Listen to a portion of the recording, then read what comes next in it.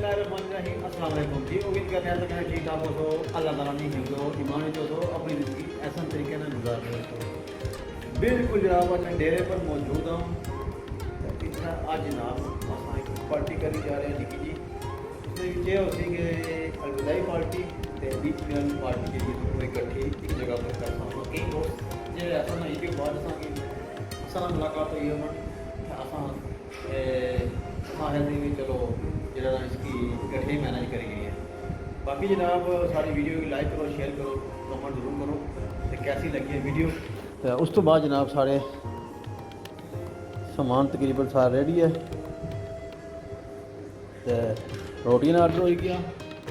आंडी भी तकरीबन असें जाड़ी हुई है वो भी जनाब रेडी है इस टाइम। बाकी रोटी का इंतजार है तो रोटी अच्छी ज़्यादा टेबल से जाएगी बाहर चल रहे हैं बाहर मेहमानों ने गपशप कर रहे हैं तकने मेहमानों थोड़ी सलाम दुआ कर रहे हैं।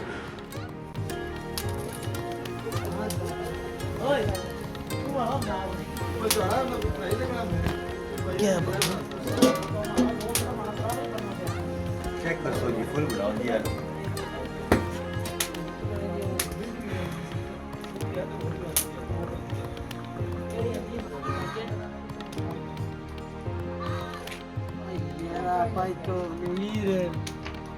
हमारे को जनाब साढ़े बड़े प्यारे दोस्त आए नाज़म साहब पुलाला तो ये गल है जनाब जी अस्सलाम वालेकुम जनाब क्या हाल है ठीक हो से ठीक है तो इतना इंदा क्या महसूस कर रहे हो। अल्हम्दुलिल्लाह जी अच्छी जगह है सोहनी जगह बनती हुई है माशाल्लाह। अच्छा जी हाँ तो ये भी कोई साढ़े दोस्त हैं ये इन्होंने दारू कराओ शकील है जी। अच्छा न्यू सिटी चून न्यू सिटी इस्लामगढ़ इस्लाम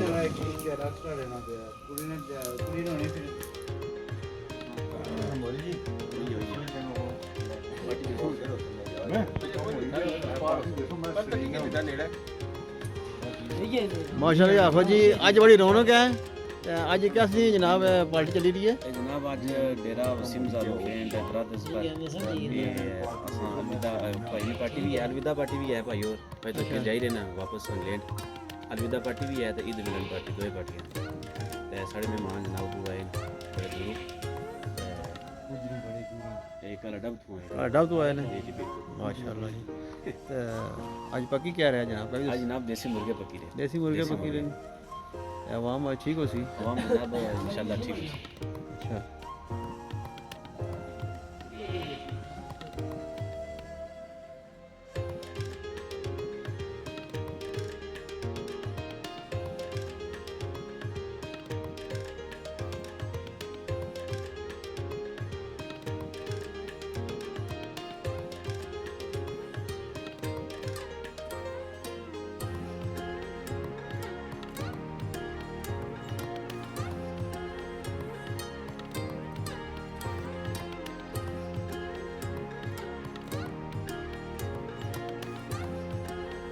आफा जी जी जनाब काम रेडी है ना बस देसी मुर्गे साढ़े तैयार हुई है तैयार हो गए बस वो नमाज पढ़ी तो इंशाल्लाह चलो अल्लाह पाक तैयारी करी आई है वाह जी वाह माशाल्लाह मैं सब कर सकूँ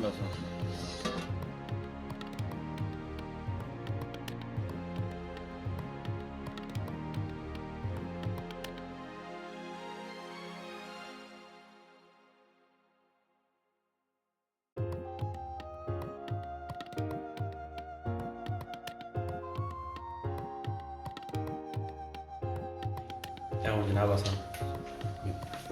माशाल्लाह जी आहो जी आंटी तो बड़ी मज़ेदार लग रही है भी है मेहमान आई है साढ़े मेहमान आई गए और माशाल्लाह मेहमान अल्लाह की नेमत होनी है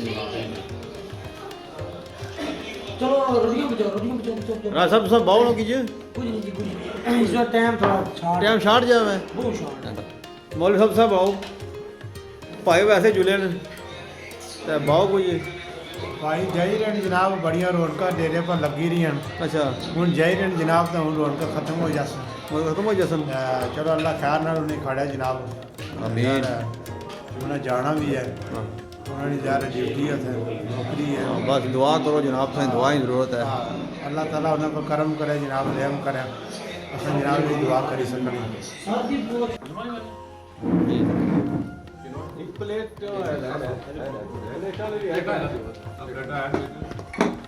भाई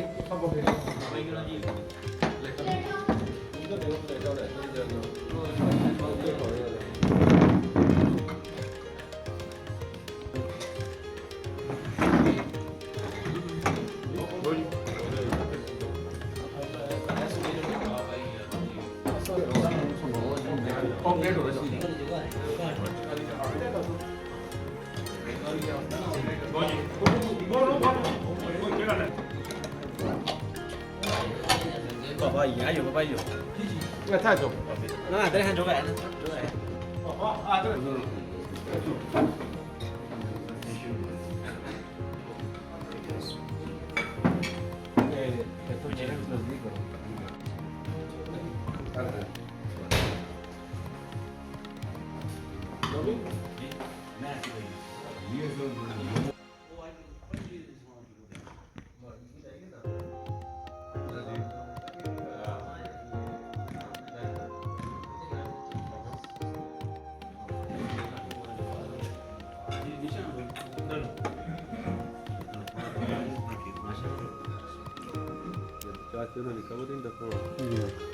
पैसा हमारे ज़्यादा